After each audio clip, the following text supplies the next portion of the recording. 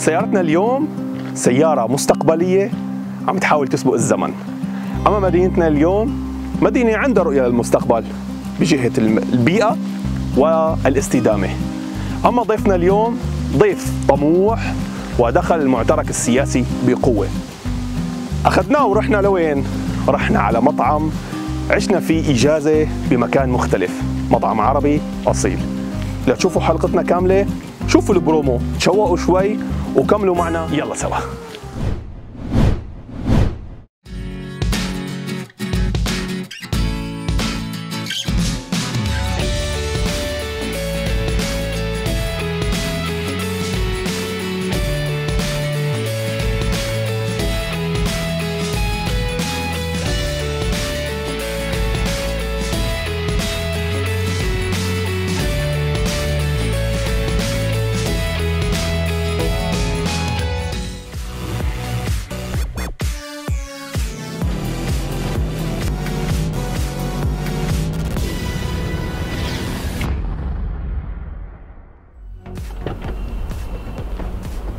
سيارة المستقبل اليوم تويوتا هايبرد CHR.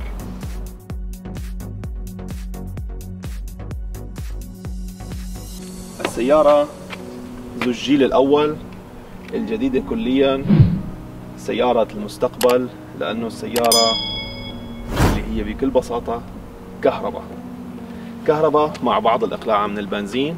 حنحكي عليها بتفصيل بالمجمل.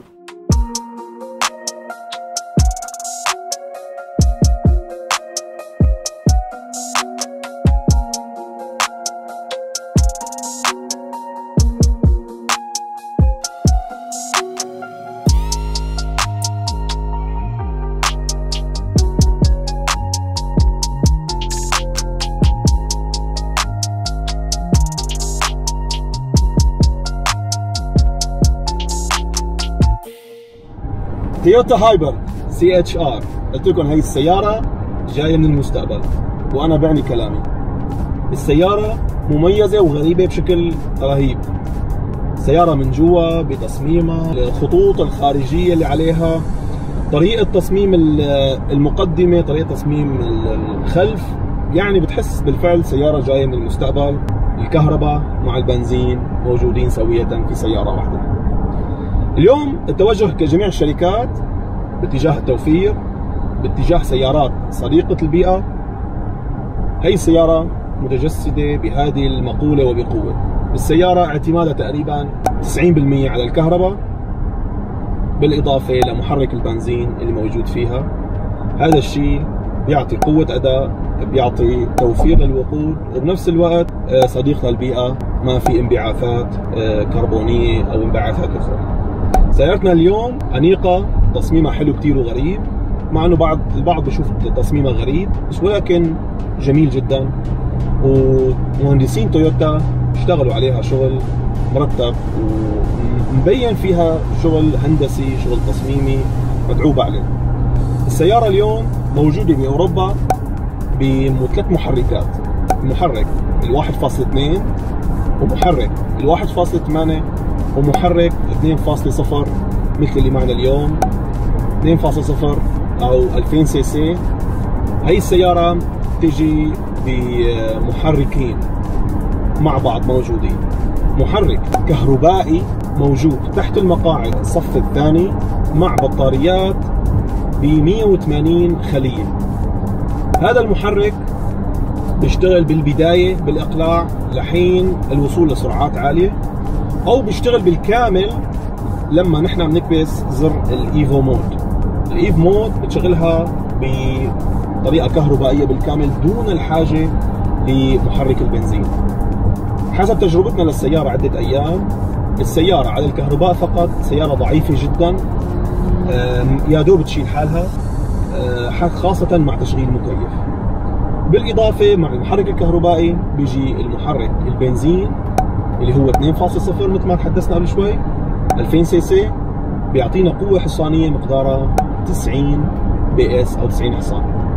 المحركين مع بعضهم تعطونا مهم بقوة إجمالية بعد صافي الهدر 184 حصان. ركزوا معي، 184 حصان، قوة ما سهلة. اللي بيميز سيارة CHR هايبرد نظام التعليق والثبات، شغالين عليه مهندسين تويوتا بشكل قوي.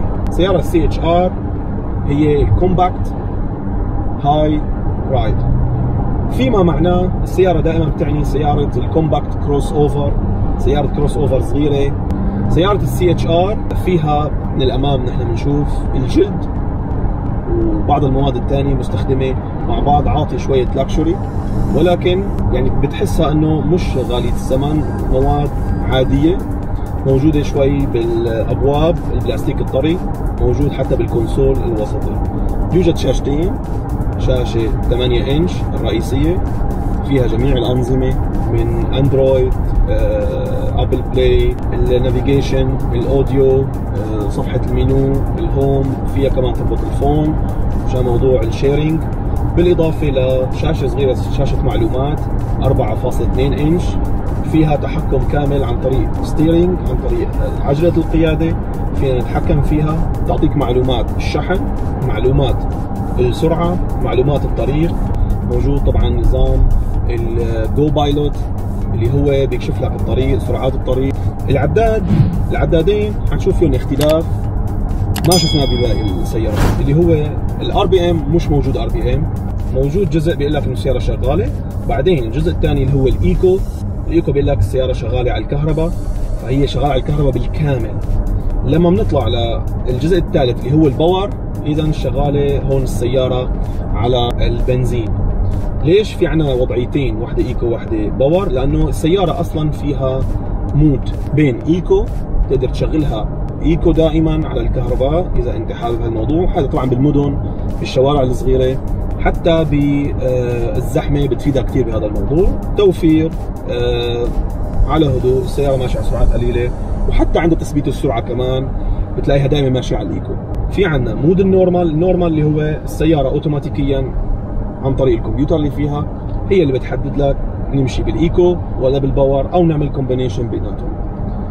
وفي المود الثالث اللي هو سبورت، اللي هو بيمشي لك السيارة بطاقات قوية، وبالفعل بنلاحظ فيها عزم اضافي، بنلاحظ فيها نشاط فظيع بالسيارة لما بنحطها على مود السبورت، وبصير الاعتماد الكلي على محرك البنزين اللي ب 96 حصان تقريبا. سيارة CHR بتجي على اوروبا ب10 الوان مدمجة، بيجي لون البادي غير لون السقف، و11 لون ثابت كامل. سيارة CHR ببلش سعرها من 26,000 يورو شامل ضرائب، وصولا لل 34,000 يورو. الفئة الموجودة معنا اليوم CHR بتجي بجنوط سوداء رياضية، طبعا كروم، مقاسها 18 انش، عطيتها منظر رياضي جميل مثل ما شفتوا بالخارج، وعطيتها قوة بالأداء وبالسواقة. خلونا ما ننسى نجرب مع بعض السيارة من الخلف بمقاعد الصف الخلفي، نشوف رياحته بالنسبة لنا. خلونا نرجع لورا. مقاعد الصف الخلفي، بصراحة بالنسبة لمقاعد الصف الخلفي رياحية الأقدام جيدة بالمقارنة مع إنه الكراسي مرجعة لورا، بس ولكن بالنسبة للسقف بالنسبة لي كشخص طويل سيئة جدا، ما في أي رياحية للرأس.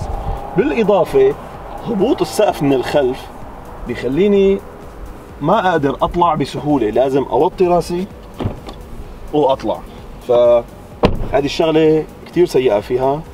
بالإضافة ما موجود كونسول وسطي أبدا، لا حامل أكواب ولا شيء، حاملات الأكواب حطوها بالأبواب على الجوانب. والعيب الثالث اللي فيها أكتر اللي هو ما في للأسف حاملة ملابس أو ماسكة يد، وهذا الشيء بصراحة كان سيء جدا للمقاعد الصف الخلفي. أما بالنسبة للفرش بشكل عام، فرش مريح، المقاعد محيطة بالشخص الجالس، في كومبينيشن بين بعض الجلود والقماش. اللي بنلاقيه طاغي على السيارة بشكل كبير هو الدياموند. الدياموند موجود بتحشيرة الأبواب، بنلاقيه بتحشيرة المقاعد، بنلاقيه حتى بالسقف. الدياموند موجود في كل مكان. أما بالنسبة للمقاعد مريحة جيدة الجلوس بالوسط أكيد سيء صغير جدا، العيوب اللي حكيناها. بالإضافة لأكبر عيب موجود بالسيارات وخاصة مع وجود الحرب حتى بالبلاد الأوروبية، عدم وجود فتحات تكييف بالخلف، وعدم وجود فتحات كهرباء أو USB أو حتى 12 فولت. بالسي اتش ار ما فكروا أبدا بالشخص اللي جالس بالخلف للأسف. نرجع للأمام لنتابع تجربة سيارتنا. يلا. بالعودة للأمام، الرؤية جدا واضحة، الزجاج كبير، المرايا واضحة. بنعاني شوي بس من الزجاج الخلفي بحكم انه صغير والسيارة مكبوسة شوي من ورا، ففي شوية صعوبة بالرؤية، ولكن الجلوس بالأمام مريح جدا. المقاعد جميلة جدا ومريحة، الخامات متعوب عليها، خامات قماشية ولكن معمول لها كومبينيشن مع شوية جلد. اللي بيجلس بالمقعد الأمامي أو بالخلفي بيلاحظ بشكل عام الدايموند موجودة بكل مكان، موجودة بالسقف وهذه قليل ما تشوفها بالسيارات، موجودة بالكراسي، موجودة حتى بالأزرار، موجودة بكل مكان. من الشغلات للأسف العيوب اللي في هي السيارة هي سعة التخزين فيها. سعة التخزين فيها متواضعة جدا. سعة تخزين الباكاج الخلفي تتراوح من 356 لتر، ومع تسكير مقاعد الصف الثاني بتصل لل 900 لتر ماكسيموم. هي السعة بصراحة بنشوفها نحن شوي قليلة، خاصة لعائلة يا دوب 9 شنطاية وبعض الأغراض، فللأسف منا كبيرة وغير مجدية. بالإضافة مسكة الباب عند الإغلاق صعبة جدا للإغلاق، فبتلاقي صعبة جدا طريقة مسكها بالمقلوب، وحتى ممكن تضرب بالراس بأي وقت، ففيها شوية عيوب بهذا الموضوع. بالنسبة لوسائل الأمان، السيارة طبعا فيها ايرباجز موجودة بكل مكان، 8 أكياس ايرباجز موجودة بأماكن مختلفة، سواء بالأمام، بالستيرينج، بالأعمدة الجوانبية، بالخلف، موجودة بكل مكان. هذا الموضوع ما في نقاش. وموجود حتى أيضا موضوع الأسيستنت بين الخطوط، تعطيك إنذار أول ما نبلش نقرب على أي خط، بيجينا زمور إنه ارجع لمكانك. رادار أمامي موجود، رادار خلفي موجود، حساسات موجودة أمام وخلف طبعا، كاميرا خلفية موجودة، دقة عادية مش ولا بد ولكن موجودة. شركة تويوتا بدأت بالعمل على هذه السيارة CHR بسنة 2013 وأطلقتها بسنة 2016 في جنيف، وبدأت بصناعتها بمصنعين، الأول باليابان والثاني في تركيا. من 2016 ل 2020 كان ما زال هذا هو الجيل الأول تبعها، حقق مبيعات هائلة، وهذه السنة نزل حتى بالمدن العربية وبالخليج العربي بالذات. فيها عيبين، واحد الإزعاج الهواء الخارجي والعزل فيها سيء جدا للأسف. رقم اثنين المحرك الكهربائي مع البنزين دائما صوتهم عالي ومسموع بوضوح المقصورة من الداخل. طبعا عم نحكي عن السرعات العالية، أما السرعات المنخفضة داخل المدينة ولا بنسمع صوت المحرك. سيارتنا اليوم 2.0 بنزين، ولكن مع وجود المحرك الكهربائي بتصرف فيما يقارب 5.4 لتر كل 100 كيلو، وهذا رقم خيالي، هذا رقم توفيري جدا. سماكم صوت الشبورت عليها. اول شيء بنروح بنغير المود اللي بنلاقيه بالسيتنج، درايف مود، بنحطه على سبورت، صارت سيارتنا سبورت.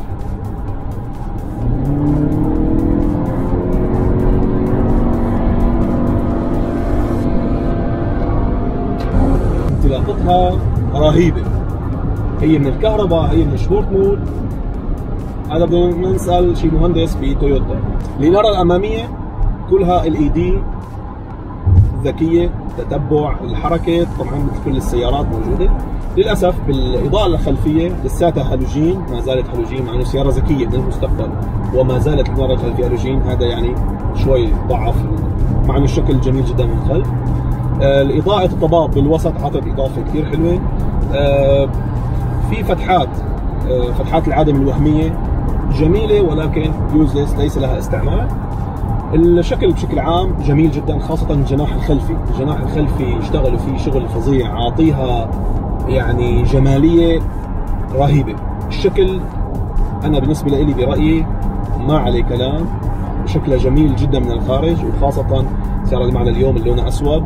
طبعا من برا حبت تويوتا تفاجئنا بالشعار وتعطيه اللمحه الزرقاء، بس ولكن من تجربه شخصيه انا للاسف اليوم صار معي مشكله فيها.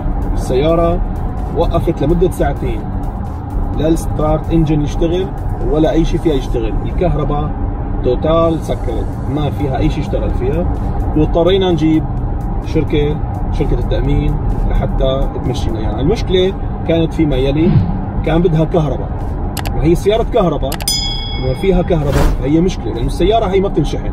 هي السياره الموتور الكهرباء بالخلايا ال 180 وحده الموجودين خلف المقعد الصف الثاني تنشحن اوتوماتيكيا لما السياره بتمشي. اما لما السياره تفضى وما بقدر اشحنها فهي مشكله. بصراحه هذا الموضوع يعني صدمني فيها، يعني مش متوقع من سياره بالمستقبل تعمل هيك. السياره بالنسبه لي انا بقيمها بعطيها 6 من 10. ليش 6 من 10؟ ايجابيا اللي فيها انه السياره بتوفر، للامانه سياره موفره جدا، سياره اقلاعتها حلوه، عزمها حلو. السائق اللي بيجلس بالداخل راكب سياره من المستقبل، ما في اي شيء هون بدل انه هي سياره مستقبليه، ما في شيء ممتع. الشاشه نظامها قديم جدا ومعقد، وحتى في تصغير للنافيجيشن، في تصغير لكل شيء، وفي مساحات ضايعه بشكل رهيب. الكونسول الوسطي ما في شيء حركات، يعني في مساحات ضايعه كمان، في بس فتحتين للاكواب بطريقه متباعده، في فتحه بالداخل ما بتسع شيء. هون تحت يد السائق كمان مساحه بسيطه جدا، في فتحه USB واحده. يعني انا احب انه يوصل صوتي لتويوتا، فتحه USB واحده بال 2020 حرام. بالخلف ولا فتحه USB موجوده، وفتحه 12 فولت يلي يولع عليها الدهر، واظن السيارات الحديثه كلها ما عاد حطتها ابدا موجوده هون للاسف بسياره المستقبل اللي هي تويوتا هايبر CHR. في مكيف، في شاشه، يعطيكم العافيه، ما في اي شيء ثاني. بالخلف المساحات قليله، مساحه الابواب والشبابيك صغيره جدا. فتحه الابواب اوكي في عالم حبتها، ولكن شوفها انا ديزاين حلو جميل. سياره بشكل عام جيده مقبوله، سعرها حلو، 6 من 10 جيده. اصدقائي هذا كان رايي بالسياره، انتم شو رايكم بالسياره؟ شاركونا تحت بالكومنت، ولا تنسوا تتابعونا على جميع وسائل التواصل الاجتماعي من فيسبوك، انستغرام، تويتر، وحتى مع اليوتيوب. لا تنسوا باللايك والشير والسبسكرايب. خلوكم معنا، فقراتنا لسه ما انتهت، وتفاصيل حلقتنا اليوم كلها حلقات الثانيه بتلاقوها موجوده على موقعنا columbus.com. خلوكم معنا، حلقتنا لسه مكمله. سلام.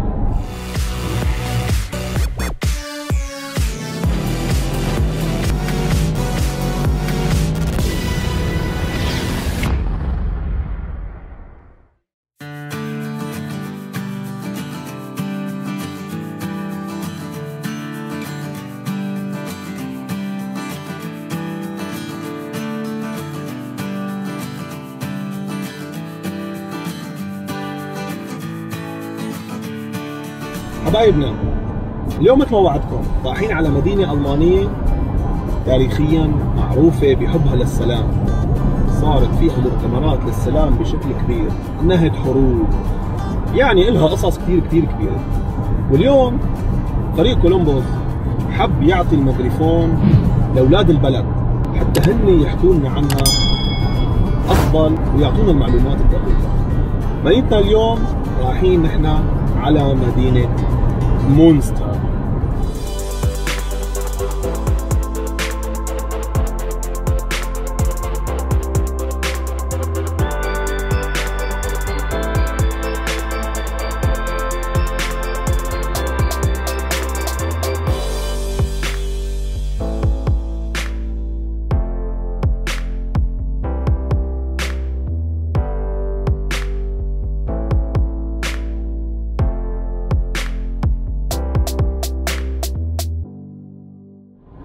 مدينة مونستر مدينة ألمانية معروفة بجمال طبيعتها، ومعروفة كمان بمعلومات كثير تانية.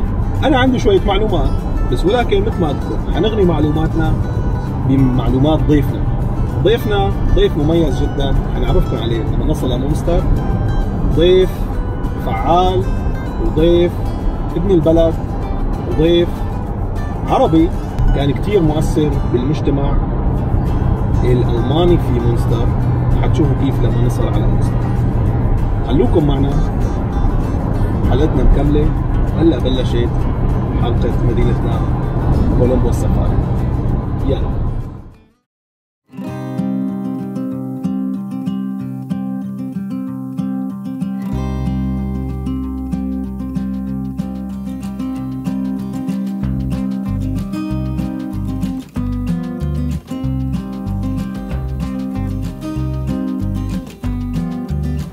وهيك بلش مشوارنا اليوم بمدينة مونستر بنوردرهاين فيستفالن بولاية شمال الراين. مدينة مونستر بلشناها بالمكان اللي توعدنا فيه أنا وضيفي اليوم. ضيفي اليوم اسمه أحمد زكي. أحمد ما هو مجرد شخص عادي، أحمد هو حاليا من أعضاء حزب الخضر. هاي السنة قرر أحمد يترشح لبرلمان مجلس البلدية تبع مونستر. مشان هيك ضيفنا اليوم حيعرف يحكي لنا صح عن مونستر. بدي اتواصل معه، شوف وينه، وقول له انا بمكان اللقاء. خليكم معي. انا بمكان اللقاء بالهافن. تمام.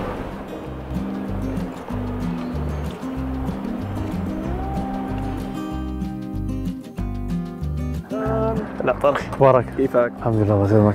كنت عم بحكي للمشاهدين عنك وعن ميولك السياسية، الميول السياسية البيئية. بالضبط. حزب الخضر. عشان كذا اخترنا هذا المكان للقاء.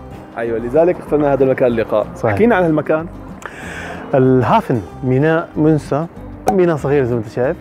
تأسس ايام القيصر فيلهم الثاني 1896 بدأوا فيه الحفر.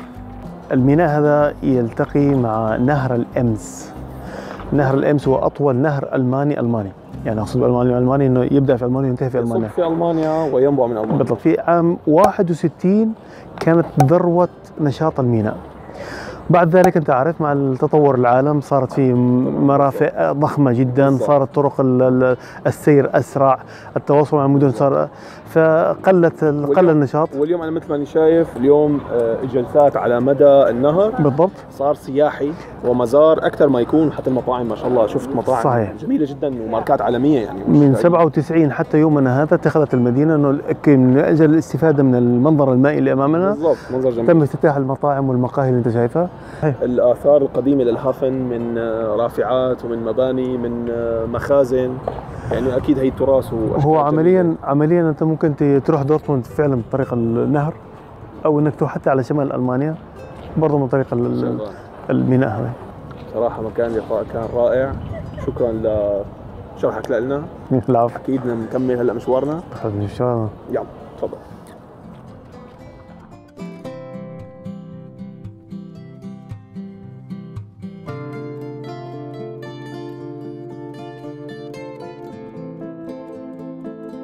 ابو حميد، احنا اليوم صحيح بمونستر. احنا بنعرفك انه من حزب الخضر، وحزب الخضر هدول عالم ما عندهم مزح لا بالانبعاثات، بيقولوا التلوث البيئي ولا. لذلك اليوم احنا جبنا سيارة كهربائية لحتى نكون حتى اصدقاء للبيئة معك، حتى نكون ماشيين معك. كمل جولتنا.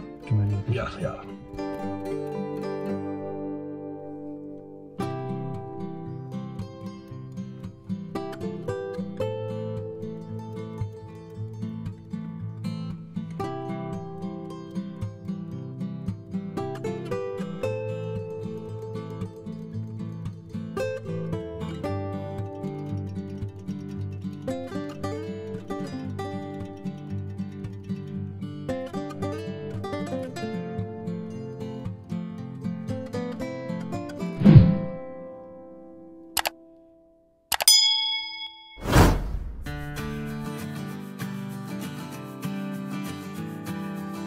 يا احمد باشا، احكينا عن هالمكان الحلو. ريزلفيلدا. ريزلفيلدا. نعم. هذا واحد من 2000 عضو في منظمة أوروبية لحماية الطيور. تمام. ومهتمه بالطيور زي ما انتم شايفين. الناس اللي حولنا طبعا كلهم مهتمين بمشاهده الطيور النادره بالضبط، تصوير بمعدات قويه فكل الناس خصوصا اليوم مشمس وجيد، والناس كلهم موجودين هنا. الغريب في موضوع الغيزلفيلد ده انه تخيل قبل عام 1901 كان المكان هذا اللي انت شايفه الان كان عباره عن مصب لمجاري مدينه موسى كلها فيها. كان مصب للمجاري بالضبط، وتحول لمحميه. تحول لمحميه. واو، كانت مناطق لوثت تماما بمياه المجاري وغير صالحه لا ولا لاي شيء، منتهيه تماما. عام 98 اصبحت المنطقه هذه محميه طبيعيه. عام 2000 اصبحت بالشكل اللي انت شايفه هذا، مساحه 4.3 كيلومتر ما شاء الله، ومسطحات مائيه ايضا 2.5 تقريبا كيلومتر. ما شاء الله. المنطقه هذه منطقه محميه خصوصا لموضوع الطيور المهاجره والطيور النادره. المنطقه هذه فيها عدد كبير جدا من الطيور النادره، فيها عدد كبير جدا من الطيور المهاجره، في حشرات، فيها مناحل. يلا احمد، انا والمتابعين تشوقنا لنروح للاماكن الثانيه. اهلا وسهلا ورانا مع احمد زكي اليوم.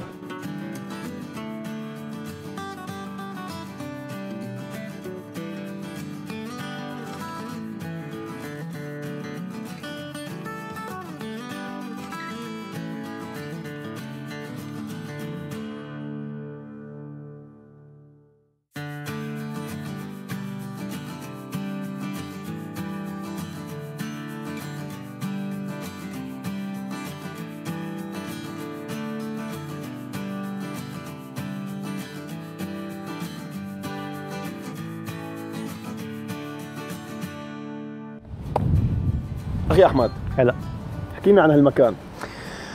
هذا جامعة منسا، جامعة مونستر. إدارة الجامعة وعمادة الكليات. القصر هذا بناه ماكسيميليان فريدريش اللي هو الحاكم اللي هو قبل الأخير من حكام منسا. نعم. تمام. يعني كان هو قصر الحكم. وقصر الحكم ومقر إقامته. نعم. جامعة منسا تعتبر واحدة من أكبر 10 جامعات على مستوى ألمانيا. أنا بعرف إنه مونستر نعم تعتبر اسمها مدينة الطلاب. صحيح. ليش؟ جامعة منسا فيها 55,000 طالب. الجامعة التطبيقية فيها تقريبا 35,000 طالب. في عندك أكاديمية شرطة، عندك الأكاديمية الفنية، غير الأوسبيلدونغ ما أوسبيلدونغ. تقريبا عدد الطلاب الشباب في مدينة منسا يصل ل 100,000. 100,000.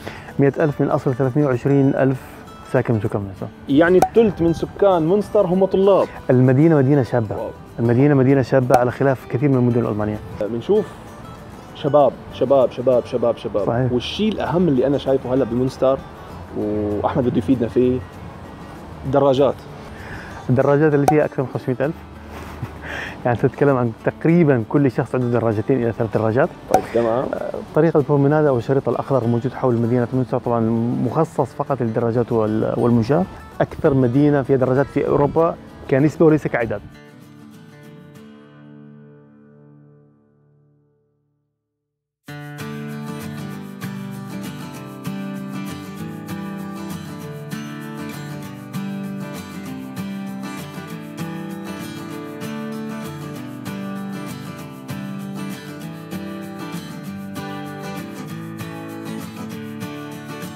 هلا نحن في منطقة اسمها البرومينادا. البروميناد صحيح. شو قصة البرومينادا؟ احكي لنا عنها. البروميناد هذا عبارة عن شريط أخضر أو حزام أخضر يحيط المدينة القديمة.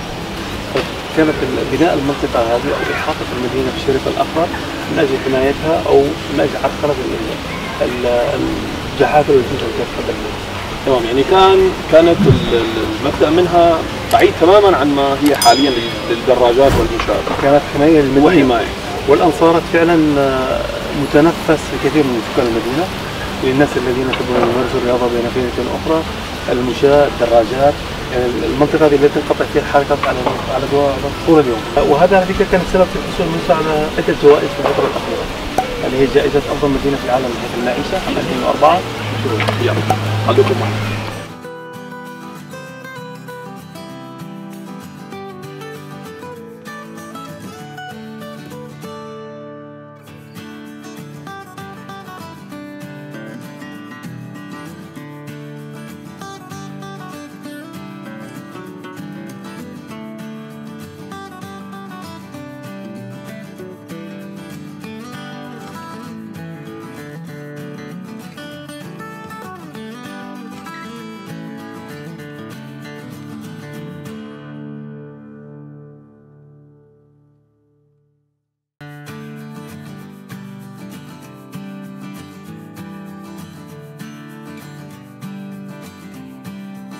احمد شو سر هذا المبنى؟ هذا مبنى المحافظة. مبنى المحافظة. مبنى محافظة منسا ورمز المدينة. الذي يميز هذا المبنى أنه معظم المصالحات التاريخية والأمور الهامة في تاريخ أوروبا تمت فيه. حرب ال30 عام الذي كان بين الفرنسيين والكوتري تمت المصالحة فيه. حرب ال80 عام الذي كان بين هولندا واسبانيا تمت المصالحة فيه. اللي بيعرف فيكم هذا المكان يكتب لنا بالتعليقات إذا زار المكان أو في معلومات ثانية عن هذا المكان بيسعدنا تمام. يلا معنا.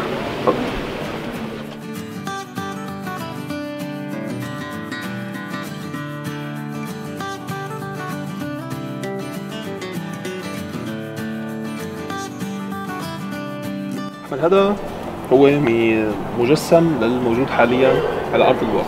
هاي الكنيسة أظن هذه موجودة ورانا، شفت فيها شيء كثير مميز. هلا هو محزن ولكن مميز. هذا اللي عليه يمكن الأقفاص موجودة فوق الساعة. شو قصتها؟ أتباع مارتن لوثر ليتبعوا الكنيسة الأخرى كان يتم إحضارهم ومعاقبتهم ووضعهم في هذا القفص حتى تأكلهم مقتول كنوع من أنواع العقوبة والردع.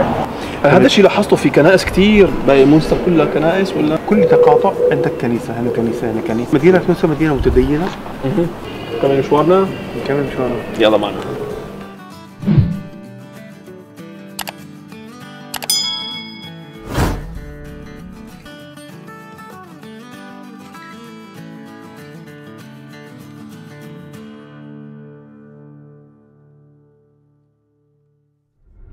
كانت مدينتنا جميلة. شكرا لك لأنه بصراحة عرفنا على مونستر وفرجيتنا أماكن أظن نحن ولا ممكن نقدر نلاقيها أو نتعرف عليها لحالنا. وبصراحة مشكور لهذا الجهد وبتمنى تكون استمتعت معنا. وبتمنى المشاهدين يكونوا استمتعوا معنا في فقرتنا، فقرة كولومبوس سفاري. مونستر فيها أكيد كتير شغلات حلوة نحن يمكن ما لحقنا نشوفها، ولكن اليوم أحمد كان هو دليلنا وضيفنا. كتير استمتعنا بوجوده وإن شاء الله تكونوا أنتم كمان استمتعتوا بوجودنا معكم. كانت حلقة خفيفة عليكم. جميع معلومات الأماكن اللي رحنا عليها وجميع تفاصيل رحلتنا بتلاقوها على موقعنا columbus.com. وبنتمنى يلي عجبه محتوى حلقتنا يعملنا لايك وشير وسبسكرايب. طبعا أحمد أول واحد عملنا لايك. فقراتنا لسه ما انتهت، خلوكم معنا.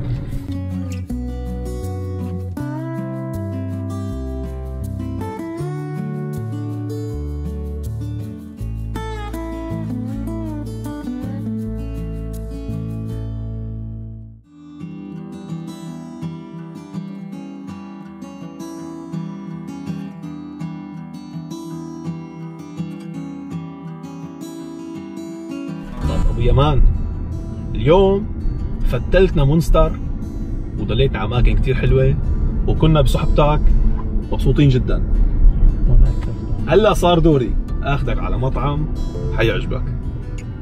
جاهز تخوض التجربة معنا؟ خذ التجربة. بس تجربتنا اليوم بدك تاكل وتقيم وتحكي لنا رأيك بصراحة. إذا عجبني عموما هعمل لايك للقناة واشتراك. يا سلام. وإذا ما عجبني برضه هعمل لايك وسبسكرايب. خلص، إذا أحمد اليوم حيجرب معنا ويقيم ويكون ضيفنا بالمطعم يلي بمونستر اللي هي مدينته.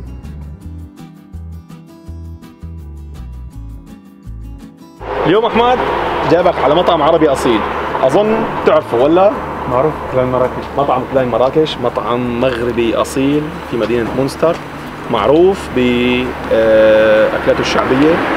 أغلب زبائنه ألمان لدرجة إنه مشهور والعالم عنده ثقة فيه. نجربه سوا؟ نقيم سوا. يلا خلوكم معنا. الماسك أولا ومن ثم الدخول.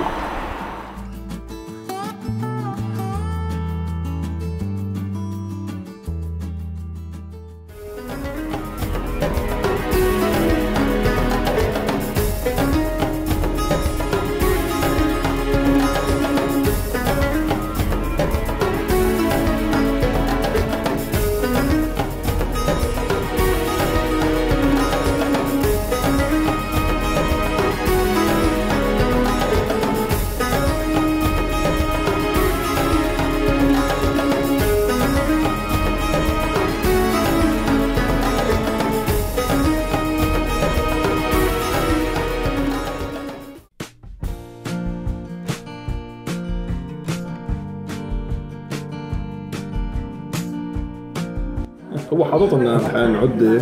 شو بتختار اخي احمد؟ تاريخ المغرب بصوره واحده. مرات اشياء صراحه في تنوع كثير كثير. بما انك انت اللي جايبني لهنا ايوه تاكلني على ذوقك. ايوه. طيب وانا كمان عندي مقترح.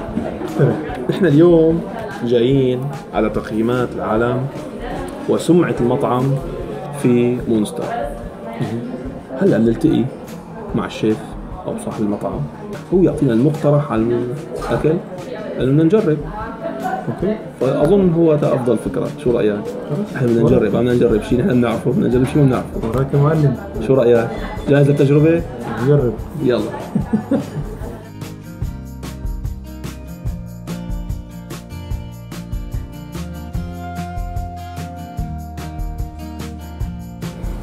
اهلا وسهلا. اهلا وسهلا فيك. احنا اليوم اول مره بنجيكم، حابين نجرب مع بعض مطعمكم. هو اقترح علي انا نقي بس انا بصراحه بدي اياكم انتم تنقونا. شو الفيلم تبعكم بالنسبه للاطباق المقابله؟ يعني شفتوا شويه انا طبعا شفته، في ما شاء الله يعني تشكيله كبيره. ممكن اعمل لكم صحن لشخصين مقبلات شكل يعني. مشكل. تنورك. بالنسبه للوجبات الرئيسيه، وجبات رئيسيه انا اقترح عليكم هذه وجبه بنسميها بالمغربي البسطيله. وجبه بنقدمها بس في الافراح، يعني الاعراس احنا اليوم فرح مناسبات الهامة. مش مناسبه اليوم. احنا اليوم بمناسبه ترشح احمد لا ان شاء الله ما فيش البرلمان البلديه. خلاص في عندنا فرح اليوم. هذه اكله نجاح اليوم. هذه أكلة نجاح. كمان اكلات بنسموهم طاجين. ايه طاجين معروف، طاجين مغربي. اوكي خلاص انت على احنا وراك، نحن ماشيين وراك. وفي لحم، هذا لحم غنم يعني من هذا طيب، هذا التوب. انتم نحن بملعبك هلا. اوكي احنا سلمناك الراي. نبتدي بصحن شخصين شغلات تراديشنال، وحنختم بصحن كمان شخصين وشيء مغربي.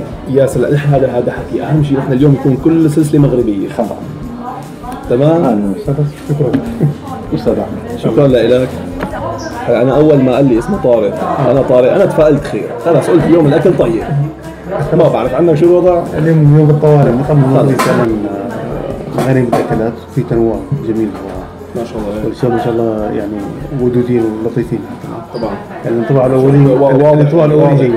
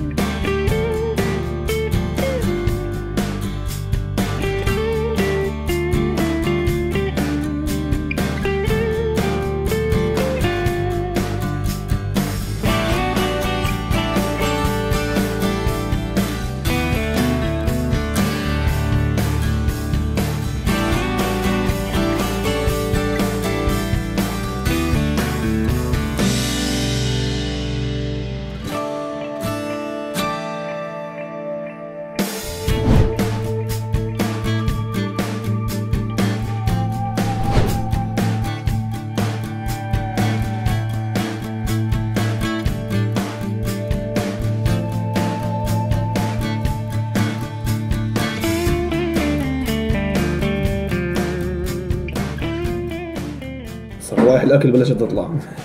هذا دليل جيد. لازم يكون ختامه مسك بمونستر اليوم، يعني كانت رحله جيده فلازم يكون ختام مسك. ما شاء الله. هذا الصحن. يا سلام يا سلام. هذا ايه؟ هذه البسطيله. هذه البسطيله. هذا الطاجن. شكرا. هذا العيش. هذا شو الطاجن. يا سلام ما شاء الله. هنا والشفا. شكرا. بصراحة كبداية لوحات، يعني كشكل لوحات فنية، بس نشوف الطعم. شكرا جزيلا. شكرا. شو رايك بالشكل؟ الشكل خرافي، يبشر بخير. يبشر بالخير، وهيك انا عم اقول صفى الطعمه.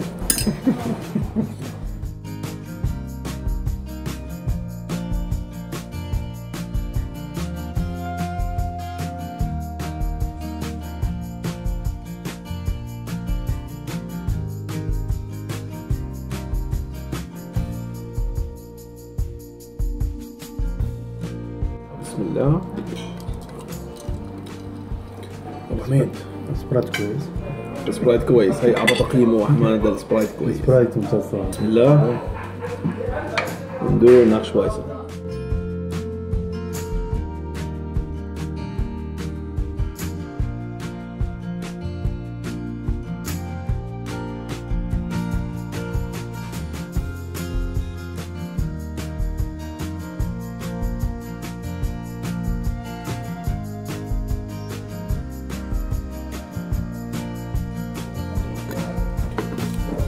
دولة حالي أكثر.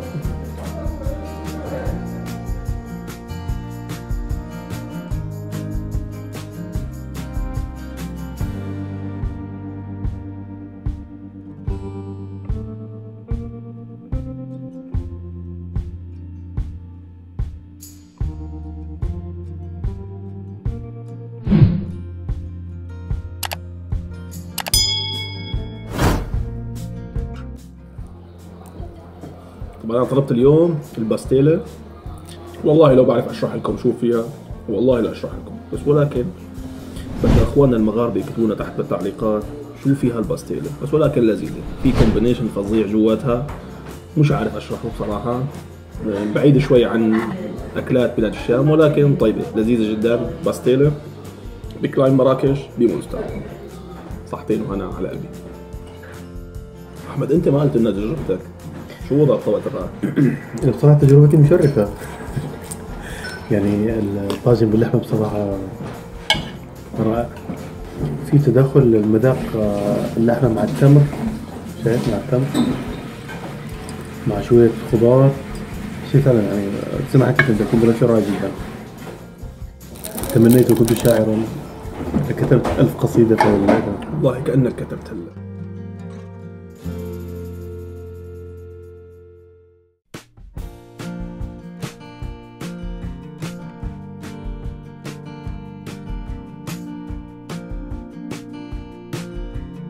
الأكل صاير مزيج غريب بس لذيذ، فهذا انطباعي المبدئي. بالنسبة لي المطبخ المغربي ليس بالجديد علي يعني، بس طريقة التحضير له كانت رائعة بصراحة. اللحمة كانت مطبوخة بشكل جميل. أنا أول مرة أذوق اللحمة مع التمر، متعود مع البرقوق مع التمر أول مرة بصراحة، وكانت تجربة فريدة تستحق التجربة. بصراحة بالنسبة للأكل، للنخ سبايس، المقبلات، الوجبات الرئيسية كانت الأمور ممتازة. صفى نجرب الديزرت، الحلويات. جاهز للمرحلة القادمة؟ وراك شد الحزام. كان في مرف الحزام. خلص الحزام راح.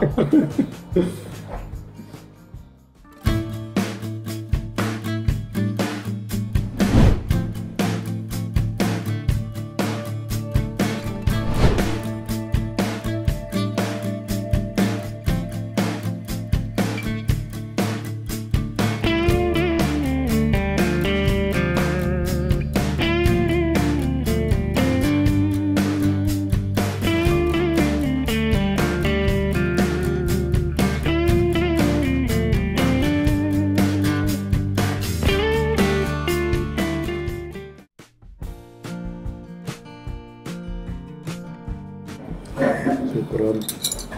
طيب اخي طارق، ممكن تشرح لنا شو الحشوات؟ فيك تحكي لنا عليهم؟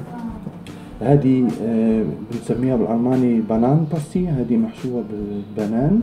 هذه بنسميها احنا موس شوكولا زلامي، يعني زي السلامي ولكن فيها موس شوكولا بالشوكولا. تمام. هذه نفسها؟ هذه نفسها. هذه بالنص. هذه كريم برولي. كريم برولي. ما شاء الله انتم عندكم اهتمام باللوحة الفنية، يعني ابداع. بدون ما واحد يدوقها حبها. لا بس لازم حندوق طبعا. احنا ما حنخلي شيء. خلاص شفتها لوحة فنية اخذها معي. لا حندوق.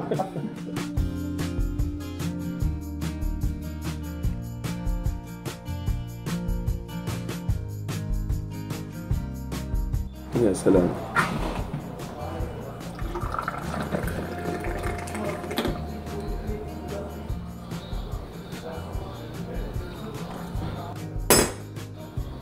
طيب ايش الحركة هذه؟ هذا بنسميه شكرا. لازم يكون شيء برزة، الرغوة لازم يكون ليك.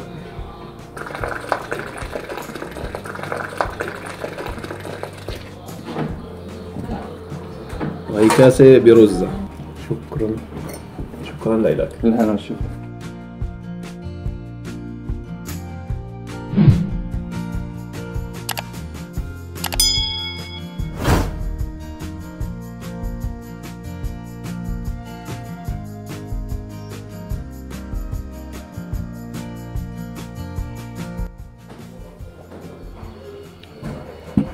بصراحة بعد الشاي المغربي ما عاد في قوة انه نقيم. انا بالنسبة لي تقييم حيكون باتجاه الديزاين، الشكل، الديكور، التراتب، المعاملة، الخلطات الغريبة علي، بس ولكن انا حبيتها. هي خلطات غريبة بين المالح والحلو. حبيت المغامرة، حبيت التجربة. الرسومات الفنية اللي عم تجينا كانت جميلة جدا. أصحاب المطعم عالم كتير أكابر، حبوبين، الديكور حلو، طعام جميل، شاي مغربي جميل، الضيافة حلوة كتير. فصراحة مطعم جميل جدا. مطعم كلاين مراكش في مونستر. أحمد أنت شو تقييمك؟ أنا عموما لساني متعود على الأكل المغربي، ما شاء الله. مجرب من قبل، مش التجربة اللي ليست لأول مرة يعني. الديكور المغربي، اللمسات المغربية الموجودة في كل مكان، الشيء المغربي لا يعلى عليه طبعا جميل يعني جدا صراحة. كل شيء رائع. شوف شو يا شباب، عجبكم الاكل؟ والله سلمت يداكم. والله شكرا. حضرتك الشيف، ايوه الشيف بتاع المطبخ. ايوه شو السر تبع مطعمكم؟ المطعم هو الواحد يشتغل من القلب. لما الواحد يشتغل من القلب بتيجي النتيجة. صح. احنا عندنا مش المطبخ يكون احسن من سيرفيس بس، هذا كله طاقم يكون كله متنازع. تمام. طيب لاحظت شغله كثير مميزه بمطعمكم او شغلتين. رقم واحد اللي هم زباينكم كلها المان، او خلينا نقول 99%. 99%. رقم اثنين العالم، يعني احنا طولنا كثير عنكم، في عالم طولت اكثر. شو السر؟ هذا هو السر بتاع المطعم تاعنا. احنا بندي للناس زي كلاين اورلو في كلاين مراكش. كلاين مراكش هذا سر كلاين مراكش لك. لما الواحد يدخل من الباب صار في مراكش. صار في مراكش في المطعم. لا ما شاء الله الامور جيده. الله يعطيكم العافيه. شكرا لكم، كانت يعني تجربه كثير جيده. ان شاء الله بنحاول بس نساهم ولو 1% انه نوصل مطعمكم شكرا حبيبي اكثر عدد ممكن. شكرا حبيبي. سلم ايديكم، شكرا جزيلا. ومني ومن شيف يوسف ومن احمد بنهايه فقره المطعم. شكرا لكم، تابعونا ولا تنسونا باللايك والشير والسبسكرايب. خليكم معنا.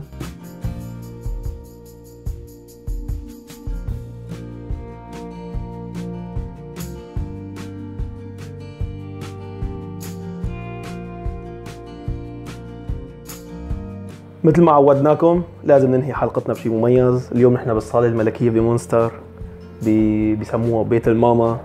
رح ننهي لكم حلقتنا اليوم سيارتنا كانت يابانية جاية من المستقبل. مدينة مونستر مع ضيفنا أحمد زكي كانت مدينة أكثر من رائعة، أقنعنا وعيشنا فيها بكل ما تعنيه الكلمة. ومتابعينا من مونستر، انتخبوا حزب الخضر، انتخبوا أحمد زكي اكيد. اوعى تزعلوا لاحمد. وكان معنا مطعم مغربي، جماعه ودودين حبوبين، نتمنى لهم كل النجاح. حلقتنا كانت كثير حلوه. احمد اخر كلمه. والله اولا اشكر زيارتكم اللي شرفتني حقيقه، وفكره البرنامج بحد ذاتها فكره رائعه، وان شاء الله يكتب لكم التوفيق. تشوفوا عدد المشاهدات واللايكات والمتابعين. شكرا لك احمد. واي حدا مثل ما قلت لكم بيحب يكون ضيفنا ببرنامجنا يتواصل معنا لنزور مدينته وننسق معه. كولومبوس كان اليوم بمونستر. خلونا نشوفكم بحلقه ثانيه، تابعونا.